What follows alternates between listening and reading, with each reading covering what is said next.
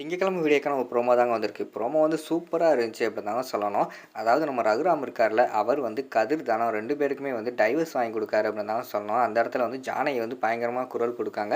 அதெல்லாம் பார்க்குறப்போ சேனலை மட்டும் மறக்காம லைக் அண்ட் சப்ஸ்கிரைப் மட்டும் பண்ணிருங்க. ஃபர்ஸ்ட் எடுத்த உடனேயுமே வந்து லாயரை வந்து வீட்டுக்கு வந்து நம்ம ரகுராம் வர சொல்லியிருக்கிற மாரி தான் காட்டிக்கிட்டு இருக்காங்க. அவர் வந்து உட்காந்து பேசிக்கிட்டு இருக்காரு.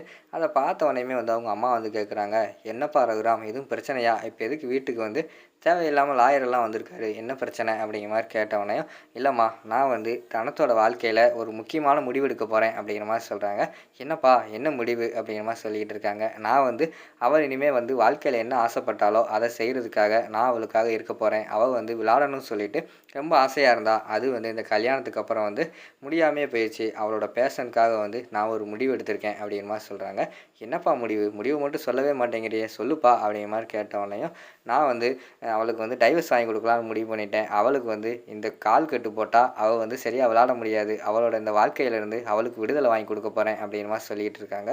"எப்பா, என்னப்பா பேசிக்கிட்டு இருக்க?" அப்படிங்கிற மாதிரி கேட்டவனே, "ஆமாம், இவனை எல்லாம் வந்து என் மகளுக்கு புருஷனாக இருக்க தகுதியே இல்லாதவன். எந்த தகுதியில் வந்து இவன் இப்படி இருக்கான்னு எனக்கு தெரியலை. அது சில பேரால் சதியால் தான் இப்படியெல்லாம் ஆச்சு. இருந்தாலும் பரவாயில்ல, இதோட வந்து இந்த தலைவலியை நான் முடிச்சு விட போகிறேன்" அப்படிங்கிற மாதிரி சொல்லிக்கிட்டு இருக்காங்க.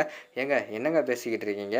நம்ம தனத்தோட வாழ்க்கைங்க இது. எடுத்தோம் கவுத்தோன்னு வந்து எதுவுமே செய்ய முடியாது" அப்படிங்கிற மாதிரி சொல்லிக்கிட்டு இருக்காங்க. "ஏய், நீ பேசாத, தயவுசெய்து வந்து என் முன்னாடியே நிற்காத. என் தனம் வந்து இந்த நிலைமைக்கு ஆளானதுக்கு காரணமே வந்து நீ தான், சரியா? நீ அந்த நேரத்தில் வந்து அமைதியாக இருந்திருந்தேன்னா இந்நேரம் அவள் வாழ்க்கையில் நல்லா இருந்திருப்பா. ஆனால் நீ அவள் வாழ்க்கையவே கெடுத்துட்ட. இப்போ கெடுத்துட்டு அவன் கூட வந்து திருப்பியும் சேர்ந்து வாழ சொல்லிக்கிட்டு இருக்கியா? பேசாம இரு" அப்படின்னு சொல்லிட்டு ரகுராம் வந்து சொல்லிடுறாங்க.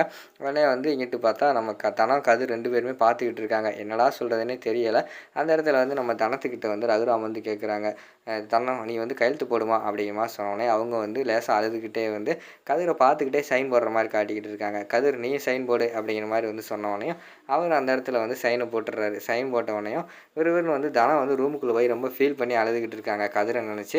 அந்த இடத்துக்கு பார்த்துக்கிட்டோன்னா நம்ம ஜானகி வந்து வர்ற மாதிரி தான் காட்டுறாங்க. ஜானகி வந்த உடனேயுமே வந்து அவங்க அழுதுகிட்டு இருக்கிறத பார்த்தோன்னே, "எதுக்கு இப்போ அழுதுகிட்டு இருக்க? அங்கே வந்து கையெழுத்து போட்டு வந்துட்டு இங்கே வந்து எதுக்கு ஃபீல் பண்ணி அழுதுகிட்டு இருக்க?" அப்படிங்கிற மாதிரி கேட்காங்க. "அம்மா, இல்லைம்மா, அப்பா கிட்ட வந்து என்கிட்ட எதுவுமே சொல்ல முடியல" அப்படிங்கிற மாதிரி சொன்னோன்னே, "ஏன் சொல்ல முடியல? சொல்ல வேண்டியதானே? அவர் தான் கேட்கார்ல கையெழுத்து போட சொல்லி. அப்போ வந்து சொல்ல வேண்டியதானே? நான் வந்து கதிர் கூட தான் சேர்ந்து வாழ போகிறேன்.